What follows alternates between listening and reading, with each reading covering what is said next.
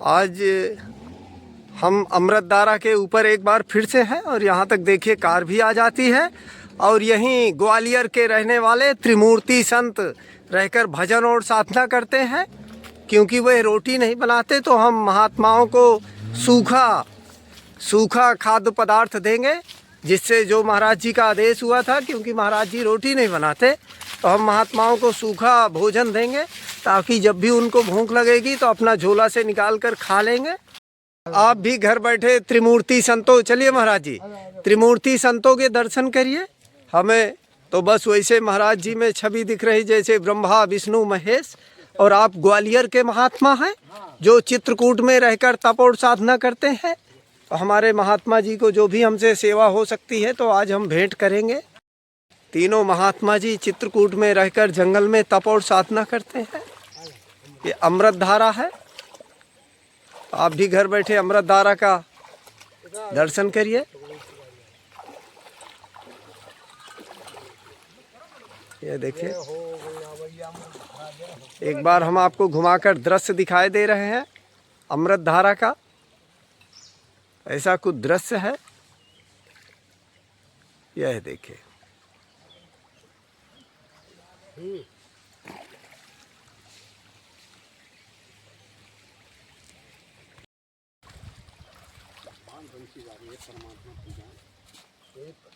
जय जय राम जी। हाँ महाराज जी आपकी सेवा में भेंट। हाँ जी, नमकीन आ गया।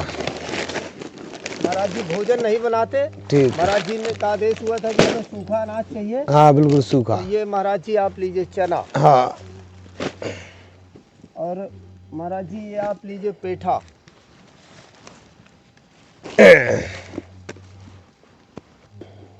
और महाराज जी आप स्वीकार करें गुड़। हाँ गुड़ आ गया जी। महाराज जी ये गुड़ स्वीकार करें आप, चना के ऊपर रख लीजिए। हाँ। और महाराज जी ये मूंगफली। हाँ मूंगफली का दाना, ठीक है।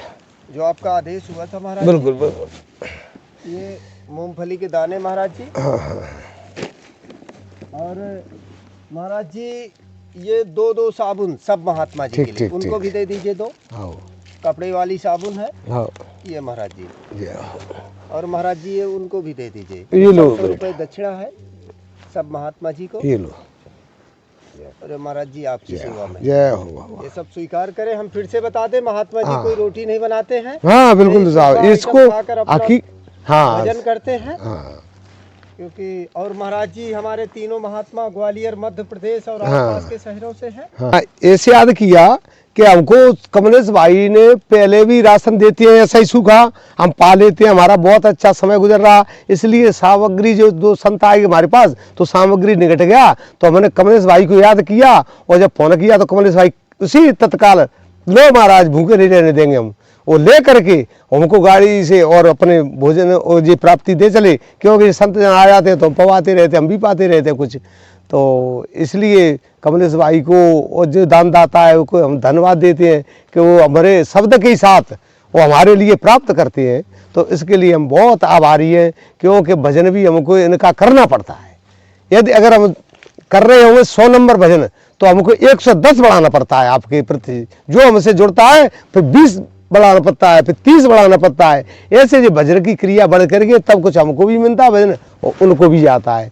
ऐसे बहुत अच्छा हमारा कार्य चल रहा है, बहुत बढ़िया। कमलेश भाई हमारी बहुत अच्छी वो कर रहे हैं मदद। और जो दान देता है उसका भी कल्याण होता है, और जो दान कराता है उसका भी कल्याण होता है, क्योंकि दोनों ही तरफ से होता है। ये दान वाला भी होना चाहिए और भजन वाला भी होना चाहिए।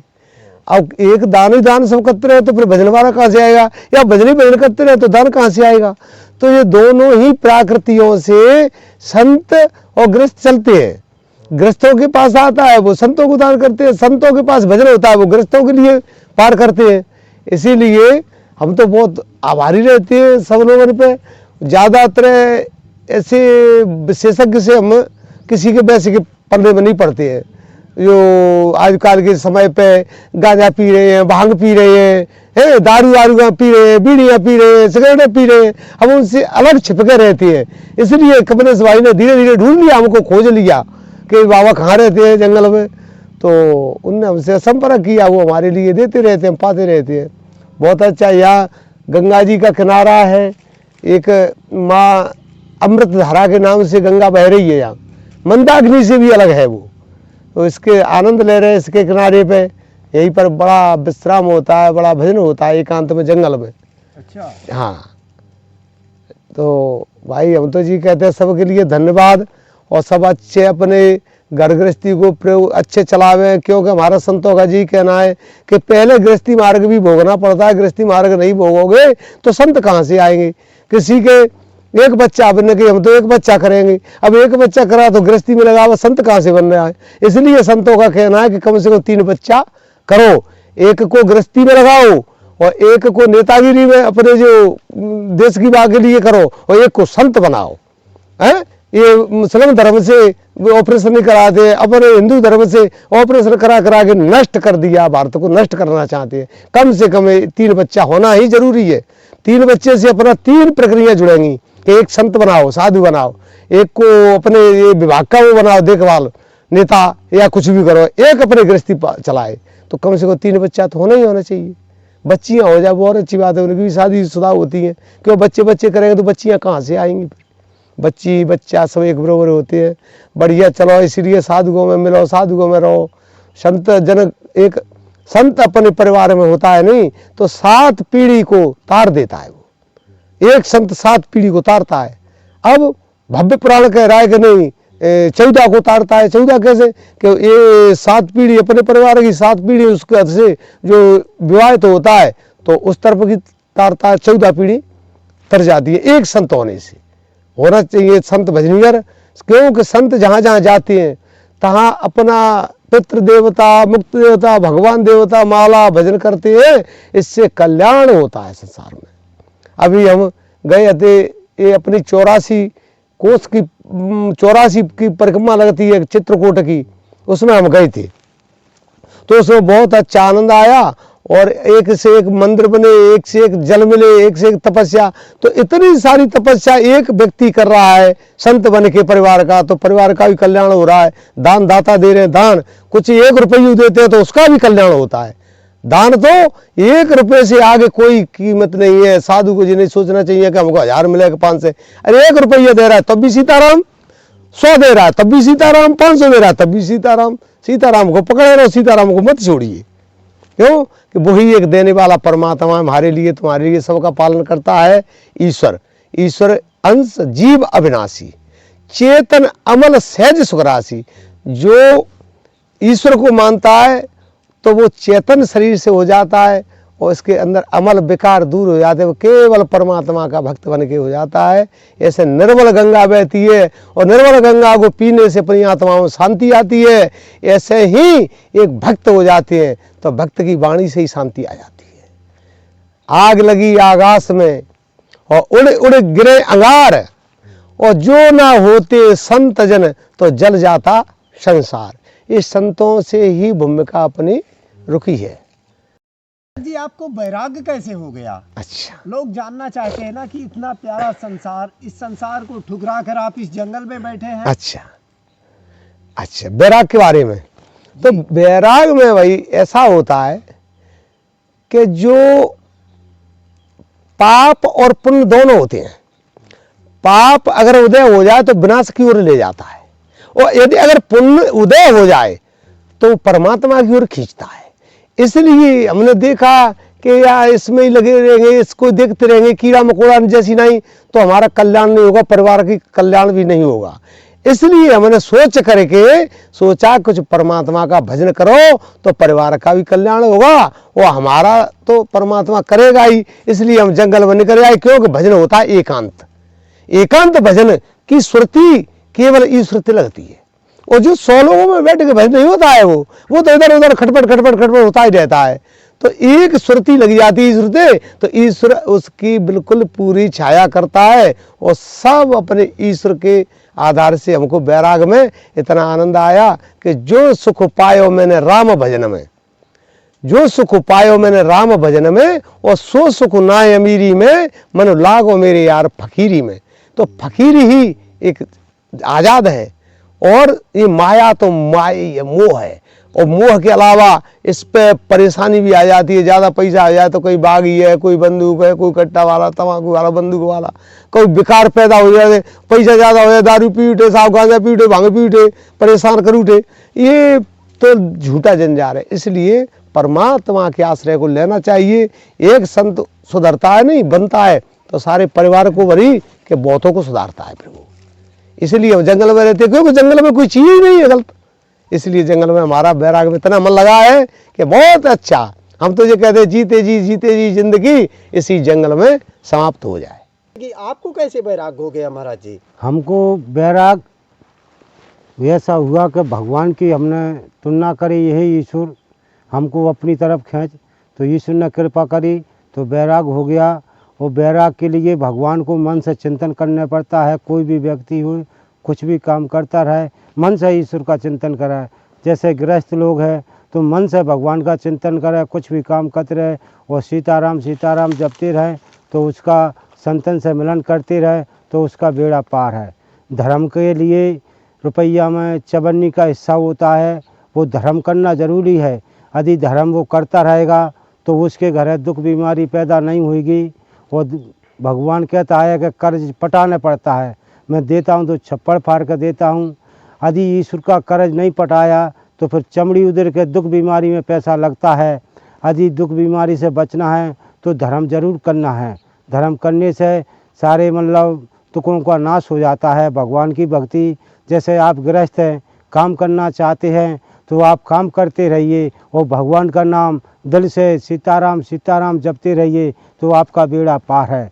धर्म करने को कछु ज़्यादा माया मोह नहीं लगती। जो अपन को है उतना करो, बने जितना धर्म करो, पर करो निश्चित, और भगवान का भजन करते रहेंगे, इसी में बेड़ा पार है मनुष्य का।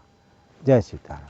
तो महाराज जी आपका शरीर कहाँ से है? इसके पहले महाराज जी आप कहाँ रहते थे? इसके पहले हम डबरा ग्वालियर जिला है, वहाँ रहते थे, अपना धंधा पानी करते थे। फिर हमने करुणा करी ये ईश्वर, तो ईश्वर ने हमको जहाँ खींच लिया। हम चित्रकूट में रहते हैं, जहीं अपना भजन करते, जो मिलता है तो पा लेते हैं, वो अपन बिल्कुल निष्फिक्र होकर अपना भजन करते हैं। तो महाराज जी आप पहले व्यवसाय थी क्या? हाँ, गृहस्थ थे हम। अच्छा, पहले आप गृहस्थ थे? हाँ, कितने साल पहले? आज कम से कम 15-20 साल हो गई। उसके बाद में पैसा भी था, ईश्वर ने सब कुछ ख़त्म हो गया, हम अकेले ही बचे। तो फिर हमने जंगल में ईश्वर ने कृपा करी तो जहान का हम भजन करते हैं। जो व्यक्ति आता है वह सतमार्ग बताते हैं, पर सीताराम सीताराम जपते हैं, जो मिलता है वो पा लेते हैं, वो भगवान के भजन में लगे रहते हैं। मतलब आप अकेले बचे, आपके परिवार में कोई नहीं बचा क्या? हाँ, और परिवार है, उनसे क्या लेना देना, हमारा संसार परिवार है।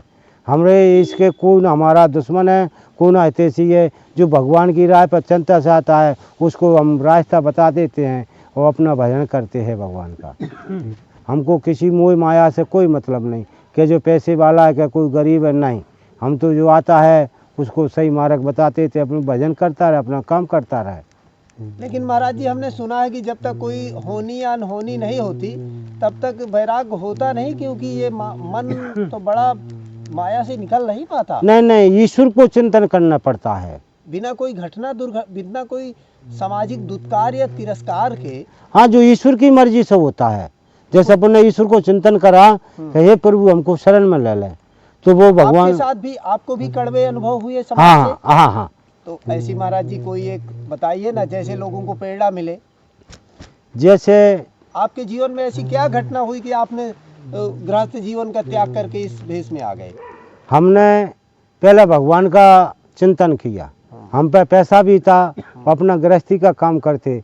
हमने ईश्वर का चिंतन किया तो ईश्वर ने ऐसा किया कि पैसा भी नष्ट हो गया, हमारा परिवार भी नष्ट हो गया। फिर हमने ईश्वर का चिंतन किया, ईश्वर ने कही अब तुम हमारे चरणों में आ जाओ। तो हमने चिंतन किया था, हे प्रभु तुम हमारे शरणों में लेना। मनुष्य जो चिंतन करता है भगवान उसी जैसी रास्ता बताता है। यदि हमने भजन की चिंतन किया कि प्रभु हम भजन करेंगे, तो प्रभु ने हमको पर अपनी चरणों में लिया। प्रभु ने अपने चरणों में लिया, बेटा जहाँ भजन कर, हम उसको वही भजन करते हैं। आपके माता पिता हैं? हाँ, पिताजी गुजर गए, माता जी हैं। तो आपको माता जी की याद नहीं आती? नहीं, अब माता जी को कोई याद नहीं। कभी आती है तो मिल जाती है, चली जाती है माता जी, और भैया बंद मिल जाते हैं, चले जाते हैं। हमसे कोई मोह माया से मतलब नहीं। संसार हमारा परिवार है और संसार भैया बंद है। जी जी जी हाँ। लेकिन आजकल तो महाराज जी बड़ी अफवाह फैल रही है कि जो गृहस्थ है उसे भगवत प्राप्ति नहीं होगी, जो विरक्त है वो ही खाली मोक्ष और मुक्ति का उत्तरदायी है, उसी को भगवान मिलेंगे। नहीं नहीं नहीं नहीं नहीं, भगवान तो देखो हर किसी को मिल सकते हैं। अपन वो भक्ति करना है, ईश्वर की चिंतन करना है, ईश्वर को मन बना के वो 10 इंद्रियाँ इकट्ठी करके ईश्वर का चिंतन करना है। जे नहीं के मतलब साधु महात्मा करते हैं वे निस्वार्थ भजन करते हैं। ऐसे ही कुछ भी काम करो तो निस्वार्थ करो, लालच से मत करो। लालच एक बुरी बला है। वो कतनैया के पाप की जड़ कौन है? पाप की जड़ लालच है। लालच से कुछ किया तो वो भजन नहीं है। निस्वार्थ भजन कियो, कोई भी सेवा करो निस्वार्थ करो। कुछ भी काम कर रहे हैं ऐसी अपन मतलब सेवा करना चाहते हैं या धर्मपुर करना चाहते हैं तो निस्वार्थ करो, उसी में एक बेड़ा पार है। लेकिन महाराज जी आज कल आप देख रहे होंगे कि सेवा भी आजकल होती है जो सोशल मीडिया में। हाँ हाँ, तो जहाँ जरूरत होती है वहाँ नहीं होती। नहीं तो जरूरत ही बंद को कर दो। जो सेवा कराना है करना है, जैसे गृहस्थ है वो पैसे वाला है वो भजन नहीं कर रहा है। जैसे साधु लोग जंगल में बैठे हैं तो हम वादा करते हैं कि उनकी काया कुटी बनाई जाए, तो वे कुटी में भजन करेंगे तो 1000 भजन एक दिन का 1000 भजन उसको मिलता रहेगा। यदि 100 साल उनकी कुटी रहेगी तो 100 साल कोई भी साधु भजन करेगा उनका भजन मिलता रहेगा। तो उसी का ऐसे ही बेड़ा पार है। साधु भजन करे उनके लिए उन्होंने छाया बना दी, उनको भजन पहुंचा रहेगा, तो साधु का भी मतलब उस भजन होता रहेगा, उनका भी कल्याण है। जैसा पैसा वाला है कोई साधु को कुटी बना दे तो 1000 भजन उसका मिलता रहेगा। जैसे कोई साधु को वो भोजन कराता है तो 1000 भजन उसको प्रतिदिन मिलता रहेगा। ये प्रक्रिया है भगवान की कि जो साधु को भोजन कराएगा 1000 भजन प्रतिदिन का मिलता रहेगा। महाराज जी आप अपने विषय में बताएंगे क्या कुछ? हाँ बताएंगे ब्राह्मण जी। इसके पहले आप कहाँ रहते थे महाराज जी? गांव रहते थे, गांव जिला मुरैना रहते थे। जिला मुरैना मध्य प्रदेश। हाँ वह रहते थे। सो चलो भैया यात्री जा रहे कि चलो सोमवती पर ये नहाएंगे, तो हमारी माता जी तो गई हरिद्वार और मैं गया प्रयागराज नहाने के लिए। नहा के नहीं आए, वही दिन माता जी आई, वही दिन मैं भी आया।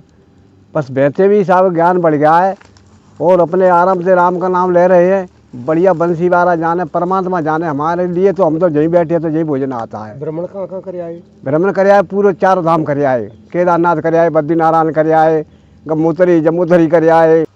तो कितने दिन हो गए आपको घर का मुझको त्याग? हो गए कम से कम अंदाज 17-18 साल हो गई। 18 साल से आपने गृहस्थ का त्याग कर दिया। त्याग किया। देखो हाँ जो बात सत्य है कि अपन ऋषि मुनि और देवतन की संतान है। गृहस्थी में एक नियम होता है, वो नियम का पालन करते रहिए। पहले माता पिता की सेवा, माता पिता की सेवा करते हुए और गृहस्थी का एक नियम होता है। जैसे अपन गृहस्थी में रह रहे हैं तो नहा धो के अपना भोजन बनाने चाहिए और मतलब भगवान को पहले अर्पण करके माता पिता की सेवा करके हम माता पिता को भोजन करा के जब ही अपन भोजन कर सकते हैं। इसी अपना धर्म है और यही धर्म से मनुष्य गृहस्थी में रहते हुए भगवान की भक्ति कर सकता है। आप गृहस्थ मुनि की संतान है ऋषि मुनि की, तो ये एक नियम है कि अपन को 21,600 भजन तो भगवान का जो अपन पर कर्जा होता है। चाहे अपन कुछ काम करते रहिए फिर भजन करना जरूरी है। कुछ भी काम कर रहे सीताराम सीताराम सीताराम जे करते रहिए। हाथन से काम करते हैं, मुँह से भगवान का नाम जपते हैं। जैसे स्त्री है तो वो अपन घर का काम करती है, जैसे बच्चन की झाड़ू पोंछा करना, उसको खाना बनाना, तो भगवान का भजन करता रहे, खाना हाथों से बनाती रहे, वो सीताराम सीताराम जपते रहे। जैसे अपन नहा रहे धो रहे हैं, खेती किसानी कर रहे हैं, तो सीताराम सीताराम जपना जरूरी है। इसीलिए ऋषि मुनि ने के अपन संतान है तो वे यही करते थे। पहले उठ कर उन्होंने नहाया धोया, थोड़ा बहुत भगवान का भजन किया, फिर अपना भजन करते रहते, अपना काम करते रहते। ये ऋषि मुनि इससे कहते हैं। अब हम क्या है, हम तो त्यागी है, त्याग चुके हैं। अब जंगल में आ गए तो हमको भगवान का भजन करना है। जो गृहस्थ आता है उसको सही रास्ता बता देते हैं। हम वादा करते हैं कि जो गृहस्थ आएगा उसको रास्ता जीवन की बताएंगे। गृहस्थ में रहते हुए वो जीवन में उसकी भक्ति चलती रहेगी। हाँ, वो हमारे पास हमको कोई लोभ लालच नहीं है। जो सच्चे मन से आएगा उसको जीवन की रास्ता बता देते हैं कि भाई तू जिस रास्ता पर चल, पहले भगवान अपने माता पिता है। यदि अपन ने माता पिता को कष्ट दिया या धोखा दिया तो अपना जीवन खराब है। पहले माता पिता की सेवा जरूरी है, उसके बाद साधु संत है, भगवान है, जे है। जैसे गृहस्थ में है तो अपन त्यार पावन को अच्छी भली रोटी बनाते हैं, भगवान को भोग लगाते हैं। ऐसे ही अपन दूसरी थाली लगा कर पितृदेव को भोग लगाएं, हे पितृदेव भोजन पालिए। वो थाली की रोटी गैया खवाए तो कब पितृदेव अपन को कुछ घटना होने वाली है या अपन को कोई संकट आने वाला है तो पितृदेव अपने संकट कर देते हैं। जी अपने पूर्वज हैं तपेश्वरी वे स्वर्ग में बैठे हैं, उनको अपन हवन द्वारा भोजन भिजाते हैं तो उनको अच्छा ही लगता है, वे अपनी मदद करते हैं, हर एक बात में मदद करते हैं। वो अपने पास में धर्म रहेगा तो कोई दुख बीमारी नहीं आएगी। हम वादा करते हैं धर्म करने वाले को कोई दुख बीमारी नहीं आएगी। पहले कष्ट तो पड़ता है धर्म पर चलने में, और फिर जो धर्म पर चल गया उसको कोई संकट नहीं आता। वो जो लोग पाप करते हैं तो उसको फिर वो कत नहीं आ कि पाप का घड़ा भरता भरता एकदम फूटता है। तो मनुष्य को भजन करना चाहिए, जो उस पर बन जाए दान दक्षिणा धर्म पुण्य जरूर करने चाहिए, इसीलिए वो संकट से बच सकता है। वो नहीं संकट तो धर्म नहीं करते तो वे आते हैं। इसलिए जैसे कमलेश भाई आपने कहा कि बैराग कैसे हो गया और कैसे मन लगा बैराग में, ये वाणी बोली। हाँ, क्योंकि मन हाँ। जी जी इसका रामायण में चौपाई लिखा है कि भगत बीज पलटे नहीं। चल रहा है वीडियो। हाँ जी। भगत बीज पलटे नहीं और जुग जुग जियो अनंत, और ऊंच नीच घर जन्मियो होए संत को संत। ये एक जन्म की भक्ति नहीं आती है तो संत बनते है। तो ये कमलेश भाई 3 जन्म की भक्ति टकराती है। अगर आपने जैसे ये भाई हमारे कह रहे संत जन कि हमें 18 साल हो गई भक्ति करते करते, जीवन समाप्त हो गया, 2 ही क्लास उसने पढ़ पाया ऐसे मानो भजन का। अब अगले जन्म उससे मानस का ही जन्म मिलेगा, फिर वो 2 क्लास उसको बाह में जॉइंट हो जाता है। इस जन्म का भजन अगले जन्म में जॉइंट होता है, इसलिए बैराग का वो आता है जब बैराग होता है। अब बैराग में क्या होता है पहले, अब जैसे वो भी अगर 2 पॉइंट उसका जन्म पिछले जन्म का है तो वो क्या करता है फिर कि जो नवदा भक्ति में शब्द आता है कि प्रथम भगत संतन कर संगा और दूसरी रत मम कथा प्रसंगा। प्रथम भगत संतों का संग करिए, ऐसे आप हमारे साथ घूम रहे हो, आए रहे हो, कुछ दे भी रहे हो, ये संतों के संग से भक्ति प्राप्त होती है। प्रथम भगत संतन करे, दूसरी रत मम कथा कथा जो बचती है राम कथा है, भागवत पुराण है, इसमें श्रवण करिए थोड़ा 1 घंटा आध घंटा, तो ये कथा कल्याण करती है। तो पहले संतन का संग होगा जब कथा का, प्रथम भगत संतन कर संगा दूसरी रत मम कथा प्रसंगा, गुरुपद पंकज सेवा तीसरी भगत यमान। क्यों कि बगैर गुरु के कल्याण नहीं होगा, गुरु तो बनाना ही पड़ेगा, चाहे गृहस्थी का बनावे। ये ना सोचे कि हम गृहस्थ रहेंगे हमारा कल्याण हो जाएगा, नहीं होगा। हम कह रहे हैं गीता के साथ बोलते हम संत हैं, क्योंकि गीता के अध्ययन से ही संत बनते हैं। जब तक गीता नहीं पढ़ेगा वो उच्च श्रेणी का संत नहीं बनेगा। क्यों कि गीता में सही तरीका बताया श्री कृष्ण भगवान ने कि ये करना है मजबूती से, तो गीता मोक्ष की तरफ ले जाता है।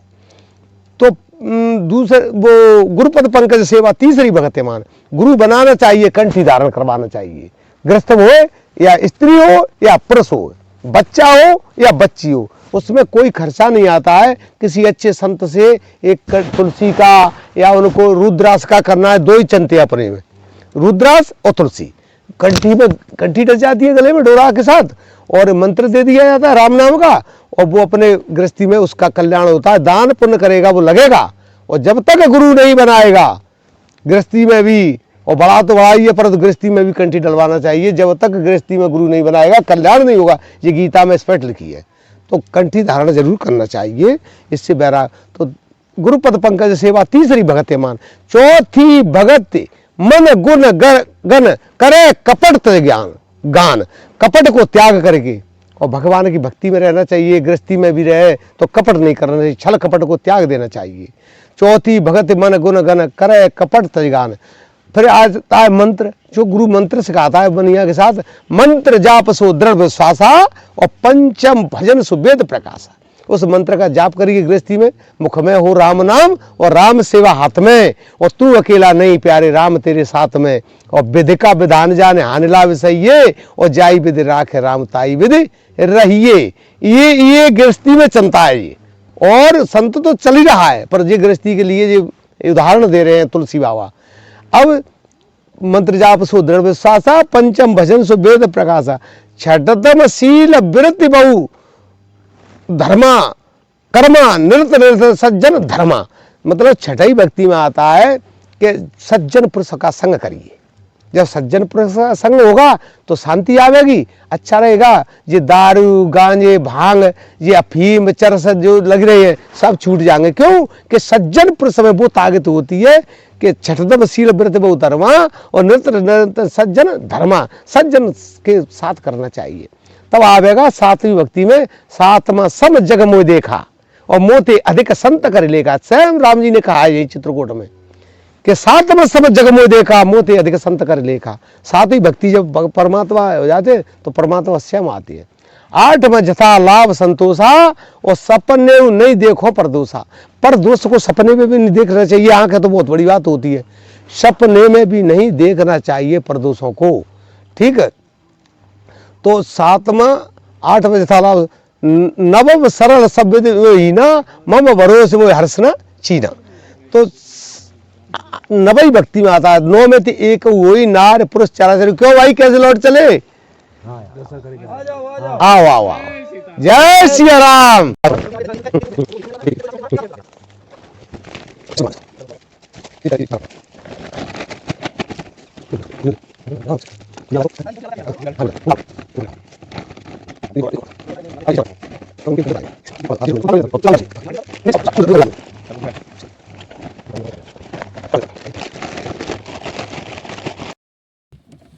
ऐसा कुछ अमृत धारा का दृश्य है, आप देखते रहिए। घर बैठे आप भी दर्शन करिए अमृत धारा के। देखिए पूरे जंगल में कार आ जाती है। हमने बताया था ना, टिक्कर प्रसादी वाले बताते नहीं है, कभी शेर के साथ कभी चीता के साथ डालते हैं स्टेटस बना के। तो शेर चीता तो चलो ठीक है जंगल में आ सकता है, मना नहीं है। जंगल रानीपुर वन क्षेत्र से जुड़ा हुआ है।